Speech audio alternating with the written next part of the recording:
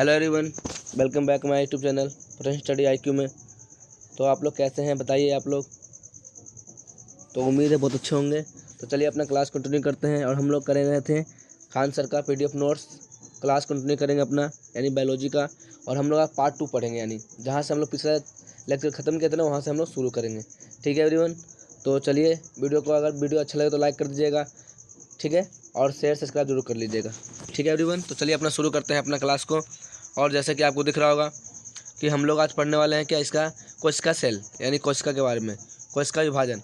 हम लोग cell division कैसे हम लोग पढ़ेंगे, कैसे सेल को डिवीज़न होता है, कैसे बंटवारा होता है सेल के बारे में, यानी कोशिका कैसे कैसे बढ़ता है टूटता है, उसके बारे में हम लोग चर्चा करेंगे आज एवरीवन, मतलब आज की क्लास में। ठीक है एवरीवन, तो चलिए यहाँ पे देखते हैं। एक कोशिका का टूटकर दो या दो से अधिक कोशिका का निर्माण कर देना कोशिका विभाजन कहलाता है। देखिए मान लीजिए कोई सेल है, ठीक है, सेल है, किसी का भी सेल हो सकता है, ठीक ना।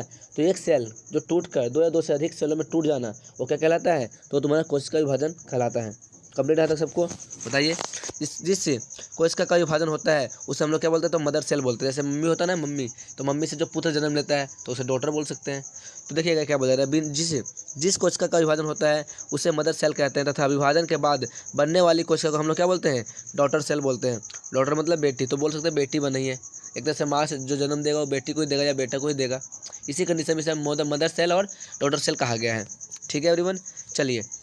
जंतुओं में कोशिका विभाजन क्या होता है, सेंट्रोसोम कहलाता है। क्या कहलाता है, मतलब सेंट्रोसोम करता है। देखिए दोबारा समझिएगा, जंतुओं में जो कोशिका विभाजन होता है ना, जो डिवाइड करता है, उसको क्या कहलाता है हम लोग, क्या कहलाता है, तो बताइएगा, सेंट्रोसोम कहलाता है। ठीक है। पादप में कोशिका विभाजन सेल प्लांट द्वारा होता है। किसके द्वारा होता है, पादप में पेड़ पौधे की बात हो रही है। ठीक है, तो सेल प्लांट के माध्यम से क्या होता है, उसका डिवीजन बड़ा होता है, और बड़ा होकर मतलब एक तरह से मोटा भी होता है। कभी कभी पेड़ आप देखिएगा जब उसका ग्रोथ हो जाएगा ना पूरा, तो मोटाई के रूप में लेना शुरू कर देगा। ठीक है। कोशिका विभाजन तीन प्रकार से होता है। कौन कौन, तो हम इस बारे में हम लोग देखेंगे। ठीक है, कितने तरीके से, तो 3 तरीके से। ये तीनों तरीके कौन कौन है, चलिए देखते हैं। पहला आपको दिख रहा होगा अर्धसूत्री विभाजन, ठीक है। फिर दूसरा क्या दिख रहा होगा, समसूत्री विभाजन।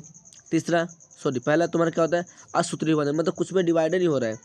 फिर क्या हम पढ़ेंगे, समसूत्री विभाजन, यानी समान भागों में टूट रहा है। फिर हम पढ़ेंगे अर्धसूत्री विभाजन। अर्ध माने आधा, जो इसका मान लीजिए n है तो n/2 हो जाएगा। अगर 2 गुणित रहेगा तो क्या हो जाएगा, n हो जाएगा। इसके नीचे हम इसे आधा बोलेंगे, इसे बोलते हैं अर्धसूत्री विभाजन करेंगे। ठीक है, तो चलिए आगे। तो सबसे पहले हम पढ़ेंगे असूत्री विभाजन क्या होता है, समझिएगा बिल्कुल अच्छी तरह से, उसमें लिखा हुआ है। ठीक है, चलिए यहाँ देखते हैं। यह विभाजन जीवाणु, विषाणु, सूक्ष्मजीव तथा प्रोकैरियोटिक में होता है। इसे क्या बोला है, जीवाणु में होता है, विषाणु में होता है, सूक्ष्मजीव होता है कीड़े मकोड़े, उसमें होता है, और प्रोकैरियोटिक में होता है। कौन, असूत्री विभाजन, याद रखना इसको। इस प्रकार के विभाजन में मदर सेल का आकार बड़ा होता है। जो मदर सेल होता है ना, वो क्या होता है, आकार, मतलब आकार बड़ा होने लगता है, और आगे चलकर यह बीच से धंस जाता है और 2 भागों में टूट जाता है। इसे हम लोग क्या बोलते हैं, असूत्री विभाजन बोलते हैं। बिना सूत्र का टूट जाना यानी असूत्री विभाजन कहलाता है। जो भी सेल होगा, ठीक है, आगे जाके क्या होगा, बड़ा होकर फिर टूट जाएगा पतला होकर किसी स्टेप से, और फिर क्या हो जाएगा, यहाँ पे अलग अलग हो जाएगा। ठीक है एवरीवन, चलिए अब आता है समसूत्री विभाजन। क्या होता है, समसूत्री विभाजन जिसका जो गुणसूत्र है ना समान रूप से बढ़ जाता है, उसे हम लोग क्या बोलते हैं, समसूत्री विभाजन बोलते हैं। ठीक है, देखिए यह विभाजन काय कोशिका यानी कि सोमैटिक सेल में होता है। ठीक है, जनक कोशिका को छोड़कर पूरा शरीर कोटिक है ना, कोटि है ना, क्या बोलते हैं यहाँ पे, कोटिक का बना होता है। ठीक है, तो कोटिक कोशिका का बना होता है। इसमें एक मदर सेल टूटकर 2 डॉटर सेलों में निर्माण होता है। कहने का मतलब ना, एक जो सेल है जो निर्माण कर रहा है वो 2 सेलों में टूट जाता है। ठीक है, इन्हीं हम लोग डॉटर सेल में मतलब इन दोनों ही डॉटर सेलों में क्रोमोसोम समान संख्या में रहते हैं, अतः इन्हें हम समसूत्री विभाजन कहते हैं। जैसे मान लीजिए 46 है, ठीक है, तो इससे मतलब क्या करते हैं, समसूत्री, यानी या 23 मान लेते हैं। ठीक है, तो 23 इधर भी जाएगा और 23 इधर भी जाएगा, इसे हम लोग क्या बोलेंगे, तो समसूत्री विभाजन बोलते हैं। इसमें आधा नहीं हो रहा है, पूरा जो है उतना ही जा रहा है। ठीक है, चलिए आगे देखते हैं।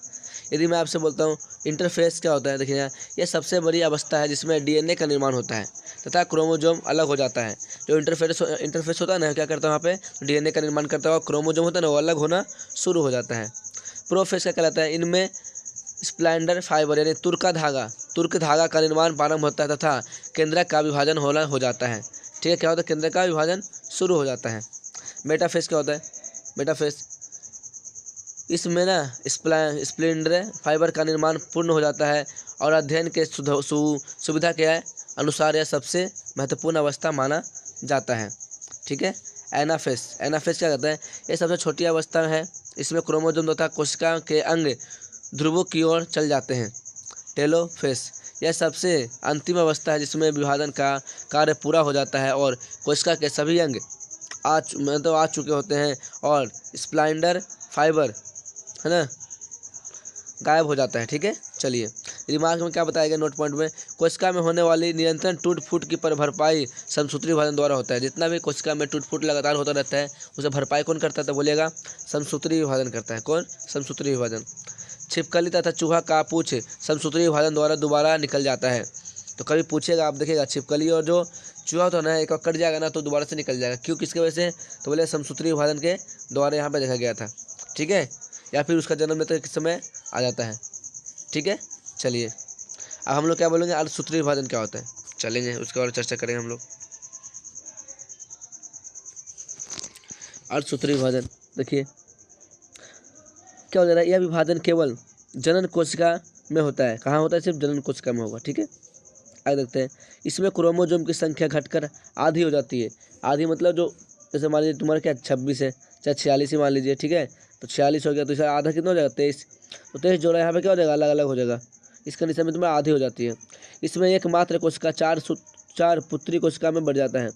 एक कोशिका 4 में बढ़ जाता है, कितने में, तो 4 में। अर्धसूत्री हमेशा 4 में बढ़ता है। इसमें क्रॉसिंग ओवर की घटना होती है। तो याद रखना क्रॉसिंग ओवर क्या होता है, इसमें घटना होती है, किसमें, अर्धसूत्री विभाजन में। इसमें प्रोफेस अवस्था की घटना होती है इसके अंदर। तो आप लोग देखिएगा, इसको याद कर लीजिएगा। चलिए आगे देखते हैं, मतलब समझ लीजिएगा, याद कुछ तो करना नहीं आता, सिर्फ कॉन्सेप्ट समझाते हैं यहाँ पे।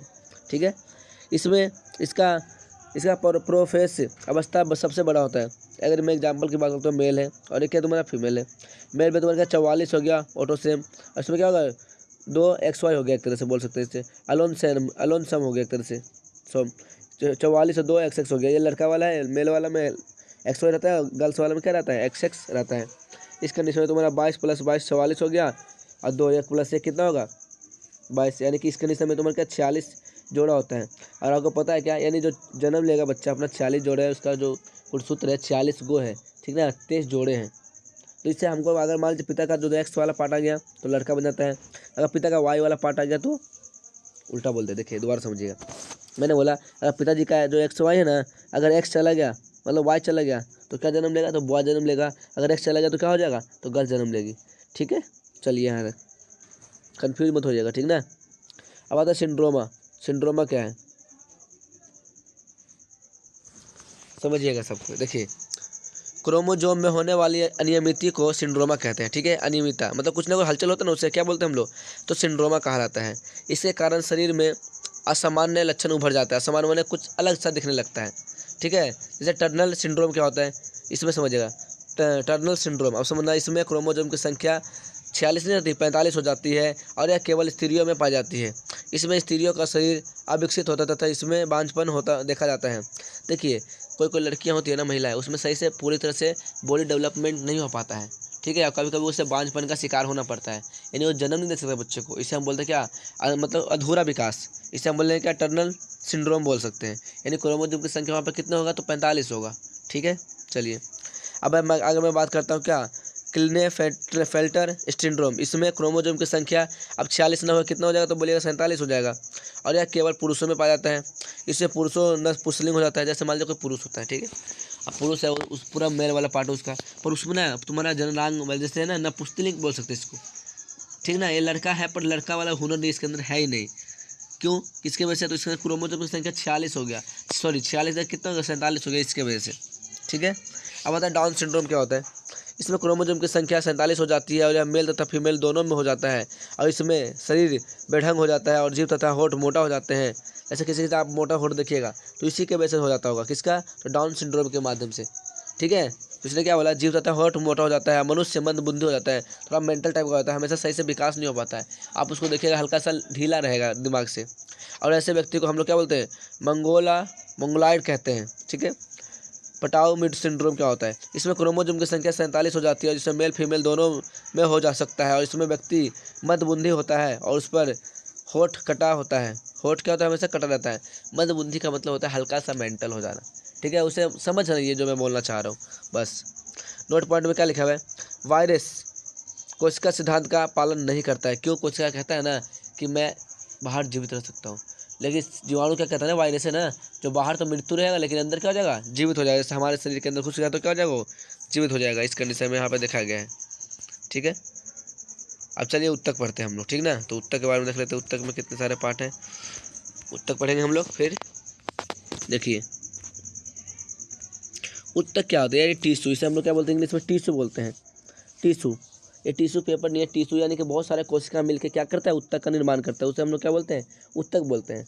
ऐसे बहुत सारा कोशिका होता है ना, सेल, एक जगह इकट्ठा हो जाएगा, उस सेल के बाद उसी सेल का हम लोग क्या बोलेंगे, टिश्यू बोलेंगे। और क्या बोलेंगे, देखिए सामने, मानव कोशिकाओं के समूह को उत्तक कहते हैं। समूह मतलब उसका इकट्ठा हो जाना, मानव कोशिका, जितना भी मानव कोशिका है ना, सब इकट्ठा हो जाएगा तो समझ लीजिए क्या बन जाएगा, उत्तक बन जाएगा। उत्तक का अध्ययन क्या कहलाता है, तो बोलेगा हिस्टोलॉजी कहलाता है। हिस्टोलॉजी के जनक कौन है, तो बोलेगा मालगिली को बोलते हैं। किसको बोलते हैं, मालगिली को बोलते हैं, याद रखिएगा इसको। सबसे पहले उत्तक का विकास सिस्टिट्रेटा संघ के जीव यानी हाइड्रा जैसे फिश में हुआ था। किसी होता हाइड्रा होता है ना, हाइड्रा, उसके में हुआ देखा गया था। उत्तक 4 प्रकार के होते हैं, कितने, 4, याद रखना इससे। पहला होता है संयोजी उत्तक, दूसरा होता है तंत्रिका उत्तक, तीसरा होता है पेशीय उत्तक, चौथा क्या होता है, उपकला या फिर एडिपोज उत्तक। ये 4 तरह का उत्तक पाया जाता है। तो सबसे पहले हम पढ़ेंगे संयोजी उत्तक क्या कहता है। तो देखिए सामने, इसे और संयोजी उत्तक यानी कनेक्टिव टिश्यू है। यह शरीर के विभिन्न अंगों के आपस में जोड़ने का कार्य करता है, जैसे अस्थि, रक्त, लसिका इत्यादि, है ना, इस कंडीशन में जोड़ने का काम करता है। अब नोट में देखिए, अस्थियां तरल संवहन उत्तक की बनी होती है। देखिए क्या बोलना चाह रहा है, ये जो अस्थियां ना, हड्डियाँ, वो तुम्हारे क्या होता है, अस्थियां तरल संवहन उत्तक की बनी होती है, ठीक है। अब आता है तंत्रिका उत्तक क्या होता है, इसका मस्तिष्क, देखो क्या बोला यहाँ पे, तंत्रिका उत्तक क्या होता है, इसका मस्तिष्क बना होता है और यह सूचनाओं का आदान प्रदान करता है। कौन, तो तंत्रिका उत्तक। अपना जो ब्रेन है ना, ब्रेन, ये तुम्हारा इसी का बना होता है, ठीक है। अब आता है पेशीय उत्तक, इसका मांसपेशियाँ बनी होती है, इसका मांसपेशियाँ बनी होती है और यह शरीर की रक्षा करता है। उपकला यानी एडिपोज उत्तक, इसमें त्वचा बना होता है और यह वसा को संग्रहित करता है। बुढ़ापे में वसा की कमी के कारण चेहरे में झुर्रियाँ पड़ जाता है, किसकी वजह से, तो इसी के उपकला की वजह से, ठीक है। आगे देखते हैं हम लोग, नेक्स्ट, कंकाल, कंकाल तंत्र। अब समझते हैं इसके बारे में, ठीक है। देखिएगा, कंकाल में हमें सीधा खड़ा रखता है। कंकाल हमारा अगर शरीर में नहीं रहेगा तो भी हम तो वापस लेट जाएंगे, एक तरह से बोल सकते हैं इसको। स्थिर रखता है, स्थिरता प्रदान करता है, ठीक है। कंकाल की मदद, देखिए कंकाल की जो मदद से जीव जंतु आसानी से गति कर सकते हैं, मतलब चल सकते हैं। कंकाल 2 प्रकार के होते हैं, पहला बाह्य कंकाल, दूसरा क्या होता है, आंतरिक कंकाल। अगर मैं बोलते हैं बाह्य कंकाल, तो यह शरीर के बाहर पाया जाता है तथा अत्यधिक कठोर होता है। यह शरीर को रक्षा प्रदान करता है। जैसे एग्जाम्पल के लिए बोला गया कि केकड़ा, तलचट्टा, मकड़ी, टिड्डा, घोंगा, चींटी, चींटा, चूटा जिसे बोलते हैं, मधुमक्खी, बिच्छू, सीप, पंख की टीसी इत्यादि, ठीक है। सब क्या तुम्हारा, तो बाह्यतम कंकालिक है। अब आंतरिक कंकालिक क्या होता है, जैसे हम लोग के अंदर ना हड्डी है जी, इसलिए यह शरीर के अंदर पाया जाता है। और ये तुम्हारा मानव हो गया, जैसे हम लोग हो गया, बकरी हो गया, गाय हो गया, कुत्ता हो गया। कछुआ के पीठ पर बाह्यतम कंकाल तथा पैरों से एवं पूंछ में आंतरिक कंकाल होता है, यानी कछुआ में दोनों तरह का होता है। अब कंकाल 2 भागों में बांटा गया, तुम्हारा उपस्थिति और अस्थिति। उपस्थिति क्या होता है, यह मुलायम होता है क्योंकि इसमें केवल कैल्शियम फास्फेट यानी CA3PO4 का होल ट्वाइस पाया जाता है। इसमें कैल्शियम कार्बोनेट नहीं पाया जाता है। जैसे नाक, कान तथा सभी बड़ी हड्डियां के सिरों पर कार्टिलेज पाया जाता है, ठीक है। अस्थि यानी बोन, यह कठोर होता है क्योंकि इसमें कैल्शियम फास्फेट तथा कैल्शियम कार्बोनेट दोनों होता है, ठीक है। इसमें अस्थियां में लगभग 60% कैल्शियम फास्फेट का बना होता है। अस्थियां में ओसिन प्रोटीन पाया जाता है। कौन सा, तो अस्थियां में कौन सा प्रोटीन है, तो याद रखिएगा इसको हमेशा के लिए, ओसिन प्रोटीन। कौन सा ओसिन प्रोटीन पाया जाता है, जबकि कार्टिलेज में क्या होता है, तो कॉन्ड्रियन प्रोटीन पाया जाता है, ठीक है। अस्थियां में अधिकतम घनत्व 30 वर्ष के वर्ष में देखा जाता है। और जन्म लेने वाले शिशु में लगभग 300 अस्थियां, अब बालावस्था में 208 अवस्था तथा वयस्क में 206 अस्थियां हो जाती हैं। अस्थि अस्थि इकत लिंगामेंट यानी मास प्लस अस्थि रिहेबल डेंडक्स और मास प्लस मास का होता है सेक्स सेलेसर। ठीक है, कंकाल तंत्र 2 भागों में बटा गया, पहला उपांगी और दूसरा अक्षीय। उपांगी और तुम्हारा अक्षीय बताया गया। ठीक है, तो अब हम लोग इतना आज क्लास करेंगे। ठीक है, हम लोग नेक्स्ट क्लास में ये वाला करेंगे, कंकाल तंत्र के बारे में पढ़ेंगे। ठीक है एवरीवन, तो यहाँ तक बताइए वीडियो कैसा लगा। यदि वीडियो आपको अच्छा लगा होगा तो लाइक शेयर सब्सक्राइब करना नहीं भूलिएगा। ठीक है, फिर तो मिलते हैं नेक्स्ट क्लास में, तब तक एवरीवन को बाय मेरी तरफ से। यदि आपको वीडियो अच्छा लगा हो तो लाइक करिएगा। ठीक है, और शेयर जरूर कर दीजिएगा ताकि और भी स्टूडेंट पढ़ सकते हैं। ठीक है, ओके स्टूडेंट।